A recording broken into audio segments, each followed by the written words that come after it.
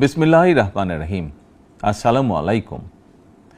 ত্যাগের পরাকাষ্ঠা, তাকওয়ার মহিমান্বিত পথ নির্দেশনা এবং আত্মশুদ্ধির অনন্য বার্তা নিয়ে বছর ঘুরে বিশ্ব মুসলিমের দুয়ারে আবারও হাজির পবিত্র ঈদুল আজহা।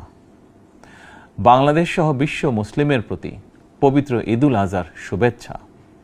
দল মত ধর্ম বর্ণ নির্বিশেষে দেশবাসীকে পবিত্র ঈদের শুভেচ্ছা জানাই।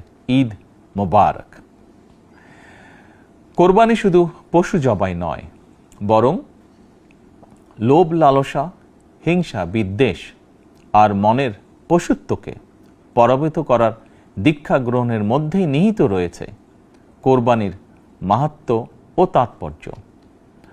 আল্লাহর শ্রেষ্ঠত্ব ঘোষণা করে নিজেকে আল্লাহর কাছে সমর্পণের এই উৎসব আমাদেরকে ত্যাগের মহিমায় উদ্ভাসিত করবে, সত্য সুন্দরের দিকে ধাবিত করবে। এটিই হোক পবিত্র কোরবানির অন্যতম শিক্ষা। প্রিয় দেশবাসী, যাদেরকে আল্লাহ এবছর কোরবানি করার সামর্থ্য দিয়েছেন, তাদের প্রতি আমার বিনীত আবেদন, এবছর যাদের পশু কোরবানি দেওয়ার সামর্থ্য হয়নি, তাদের সঙ্গে কোরবানির পশুর মাংস ভাগাভাগি করে নিন। এটিও কোরবানির আরেকটি অন্যতম শিক্ষা।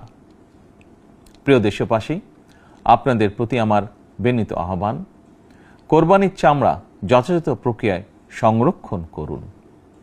কোরবানির পশুর রক্ত ও বর্জ্য পরিষ্কারের ব্যাপারে পরিচ্ছন্নতা কর্মীদের সহায়তা করুন দয়া করে।